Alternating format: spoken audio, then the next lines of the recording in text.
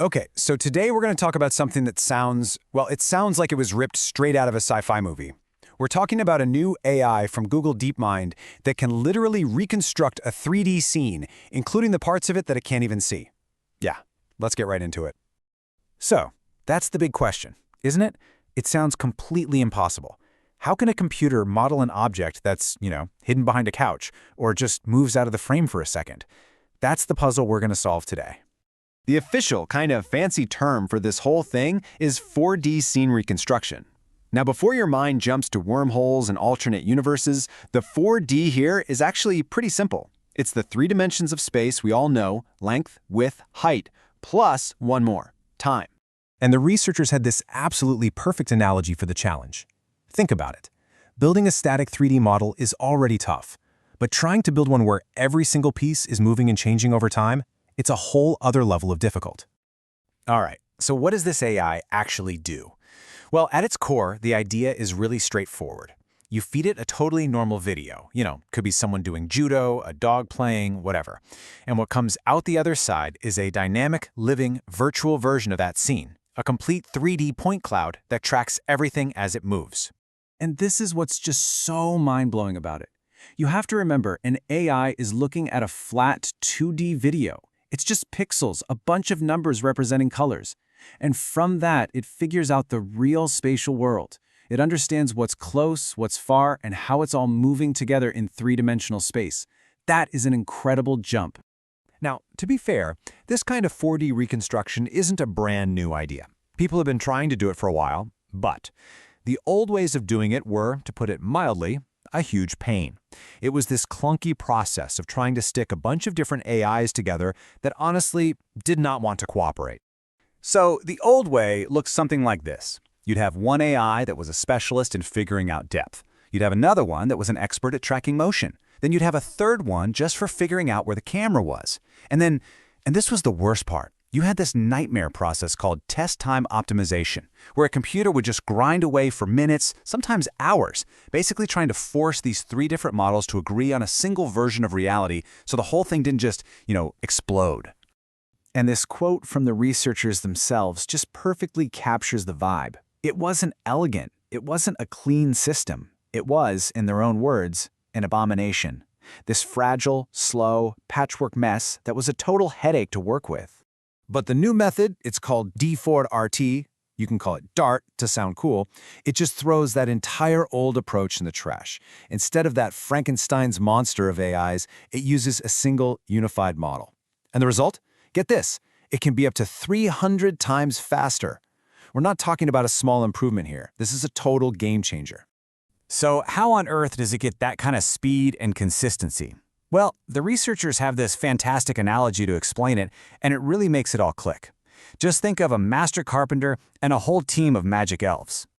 Okay, so first you have the master carpenter. This is the encoder part of the AI. Its job is to watch the entire video from start to finish.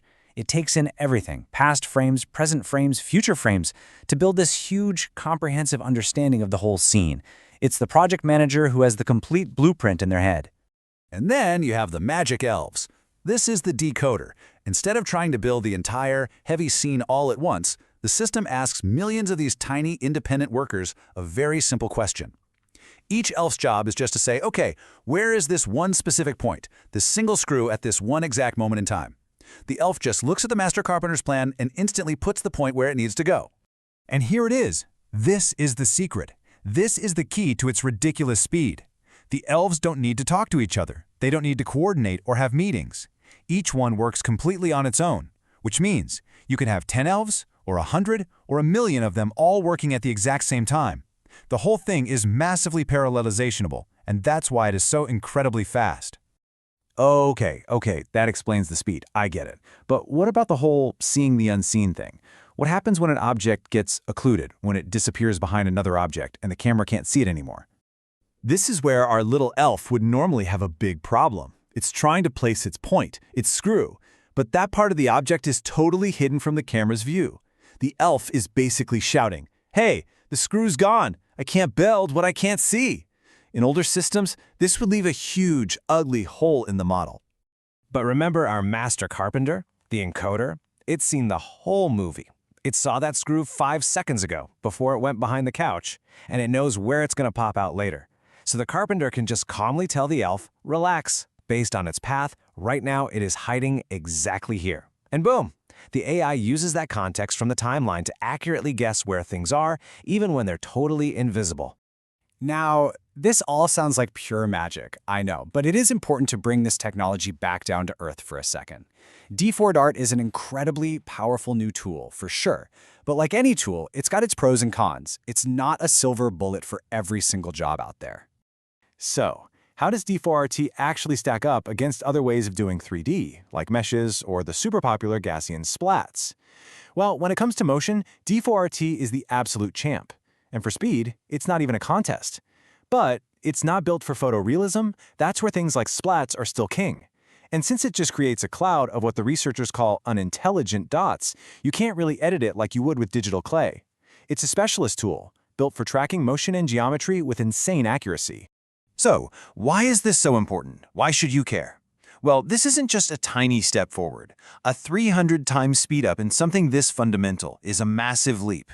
It just unlocks possibilities that were completely impractical before.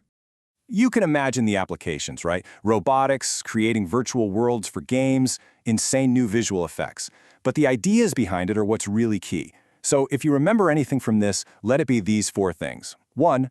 A single, elegant model crushes a complex, glued-together abomination. 2. Making it parallel, the elves don't talk idea, is the secret to speed. 3. Looking at the whole timeline lets the AI fill in the blanks. And 4, it's a specialized tool, a power drill, not a Swiss Army knife. And this quote just nails the impact. Huge credit for this goes to the researchers at Google DeepMind, University College London, and the University of Oxford. They're not just building one little app, they're literally inventing the fundamental power tools that the next generation of creators, artists, and engineers are going to use to build things we can't even dream of yet. And that kind of leaves us with this final, massive question. For decades, making 3D stuff has been slow and incredibly tedious. What happens when that's not true anymore? What new kinds of art or entertainment or scientific simulations become possible when we can capture and create these complex, dynamic digital worlds almost instantly? The tools are being built as we speak, and the future they're going to unlock, well, it's going to be amazing to watch.